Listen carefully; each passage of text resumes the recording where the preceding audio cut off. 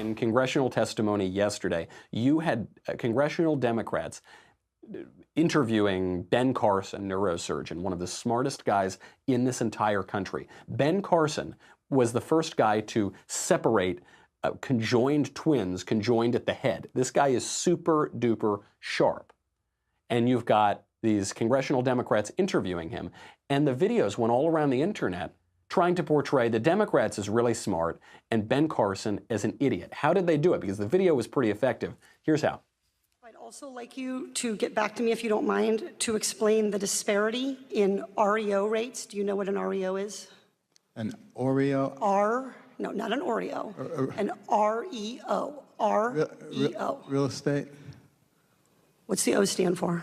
Organization? Owned. Real estate owned. That's what happens when a property goes to foreclosure. We call it an REO. Oh, you're good. You got him. You got him. First of all, I love Ben Carson's answer here. They're trying to make fun of him for this answer, but he's obviously joking. Notice the way she phrases it. She starts to say, I want to ask you about REOs. But then she doesn't ask him a question about REOs. She just says, do you know what an REO is? Ben Carson, so thanks for coming here. Do you know what the capital of Thailand is? Go, go, haha, you don't, you're an idiot. She's asking him to define this jargon for her. The whole thing is set up to make him look ignorant and to make him look stupid. And he is having none of it because Ben Carson is much, much more intelligent than this woman. What is your question as it relates to housing and urban development, as it relates to poor families in public housing? It's just a way for this woman to try to get on TV and to grandstand, and it worked. Her colleague, Ayanna Pressley, tried to do the exact same thing to Carson. It was even more egregious when she did it. You already know the answer to that. Yes or no? You know the answer. Yes or no? I know the answer. Do you know the answer? Yes or no? Reclaiming my time. You don't get to do that. Oh. The time belongs to the gentle lady. Would you let your grandmother live in public housing? You know very well. Would you let your grandmother live in public housing, yes or no? You know very well. Under your watch and at your helm, would you allow your grandmother to live in public housing under these conditions? It would be very nice if you would stop.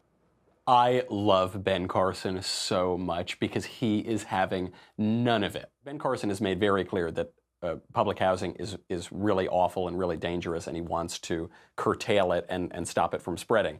And why is this the case? Because he grew up in horrible conditions. And he is so thankful. He says that his mother, who had him when she was 13 or something, kept him out of public housing because of how dangerous it was. So he says, you know the answer to that question. And she keeps pushing and she's getting angry, and Ben Carson remains super calm. And this, again, people make fun of him for this. They say, why is Ben Carson so calm? He's sleepy.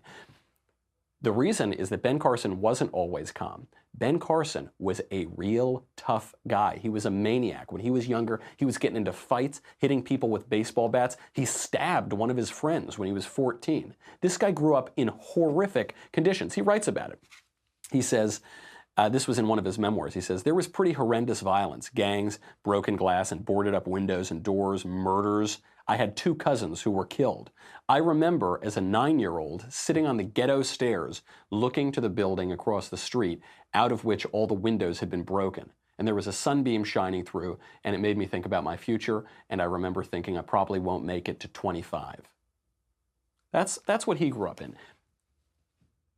That guy knows something about public housing. That guy knows something about poverty in America. That guy knows something about his job. And he's highly intelligent.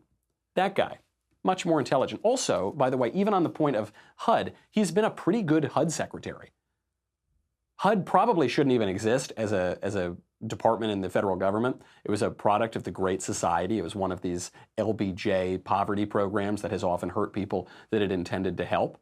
And he's been pretty good there. First of all, the less he does at that department, the better, and he has deregulated. He has cut various program budgets. He has empowered local housing authorities, in particular, to impose more stringent work requirements on those who are receiving government benefits. He's done a pretty good job there.